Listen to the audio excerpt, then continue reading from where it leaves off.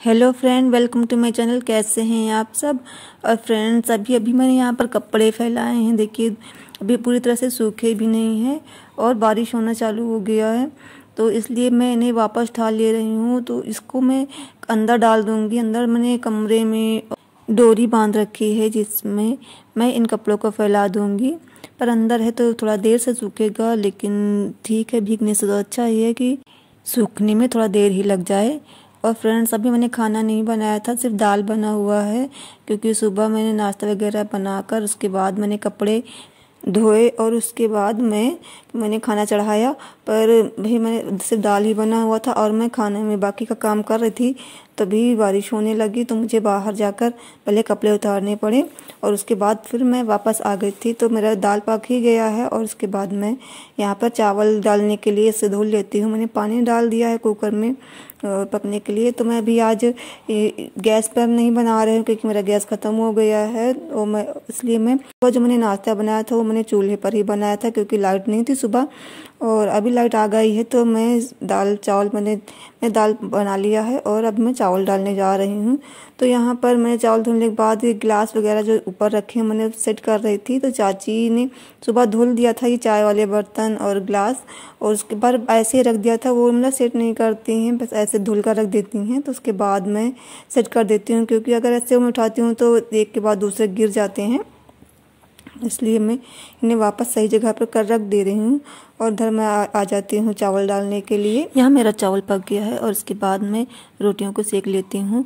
और मैं चूल्हे में ही बना रही हूँ और छत पर बंदर देख रहा है। बस डर ही लगा रहता है कि कितने समय मतलब नज़र चूकी तो आपका खाना लेकर चला जाएगा, मतलब हाथ से लोई लेकर चला जाता है छीना कर, और इतने तेज़ी से भागता है कि हम लोग पकड़ ही नहीं पाते हैं। सुबह मैंने नाश्ते में ही सब्जी बना लिया था, इसलिए मैं सब्जी नहीं बनाऊँगी।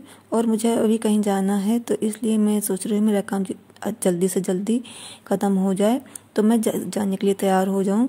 और यहाँ पे मैं रोटी सेक रही थी, तो आप देख रहे हैं बंदर, ये बड़ा वाला बंदर है, तो अभी ज़रा सी मौका पाए तो कूद कर ले जाएगा। इसलिए जब रोटी सेकते समय एक लोगों को खड़ा रहना पड़ता है। और अभी मेरी रोटी सेक गई, मैंने तवा उतार दिया है। इसके बाद मैं आपको मतलब लकड़ियों को बाहर निकाल कर उसकी आग बुता दूँगी और मैं जाती हूँ फिर उसके बाद तैयार होने के लिए।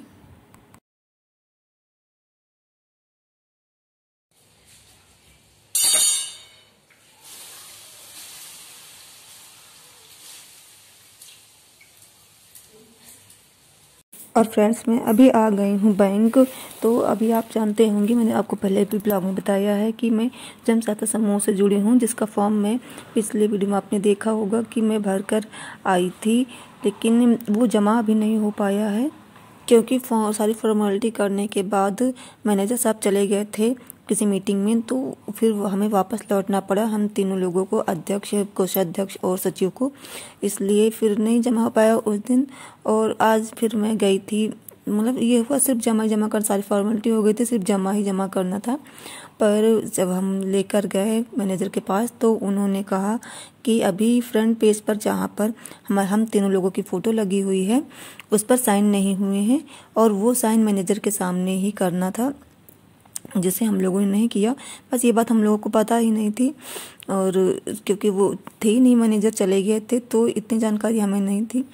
हम लोग को वापस लौटना पड़ा। तो हमने कहा कि हम सिर्फ जमा ही जमा तो करना है, तो हम इसे ले जाकर जमा कर देते हैं। तीनों लोगों को क्या ज़रूरत है जाने की, किराया वगैरह लगाना पड़ेगा।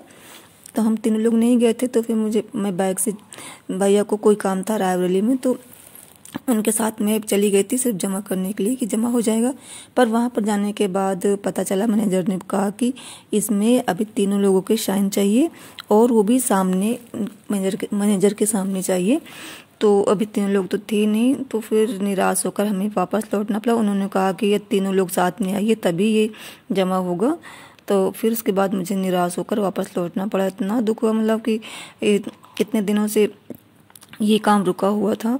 और उसके बाद हम गए जमा करने के लिए, तब भी जमा नहीं हुआ। मतलब ये काम सिर्फ आधा घंटे का था, और आधे घंटे का काम लगता है धीरे धीरे 1 महीना तो हो ही जाएगा। और फिर हमें निराश ही लौटना पड़ा था। जब मैं रास्ते में लौट रही थी, तो भैया को कोई काम था, तो वो रुक गए थे, मुझे यहाँ पे खड़ा कर दिया था। मैं यहाँ पर खड़ी थी, तो मैंने देखा यहाँ पर ढेर सारे गुल्लक थे, तो मुझे गुल्लक लेना था।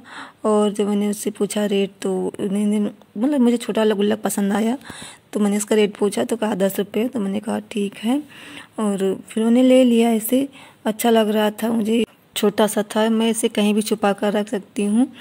लेकिन जब मैं घर से लेकर गई तो पर्स में ही रखा था। तो बच्चे हैं सब ऐसे मिल क्या लाई हो, कुछ लाई हो, समोसा भी लेना था रास्ते में। तो उन्होंने समोसे के चक्कर में फिर खोल दिया मेरा पर्स और उसे देख लिया। तो साहब जी बोल रहे इतना छोटा क्यों लेकर आई हो, लाती तो बड़ा सा लाती जिसमें कुछ ज़्यादा पैसे आते, इसमें तो बहुत जल्दी भर जाएगा। तो मैंने कहा पहले भरो तो इसको, तभी तो जब भर जाएगा तो फिर दूसरा ले आएंगे। पर मुझे वहाँ पर बेवकूफ़ बना दिया उसने।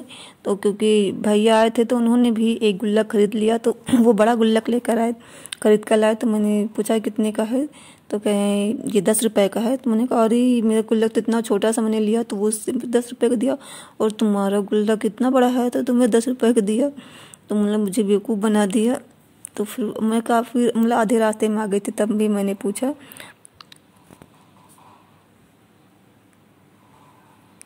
और आप देख रहे हैं रोड कितनी ख़राब है, मतलब बहुत बड़े बड़े इसमें गिट्टियाँ पड़ी हुई हैं। और रास्ते में आते समय बादल बहुत हो गए थे, सड़क पर धूल भी बहुत उड़ रही थी। अब मैं अभी आ गई हूँ अपने गांव की रोड पर। तो ये है गांव का तालाब। बस इतना ही ब्लॉग में। Thank you.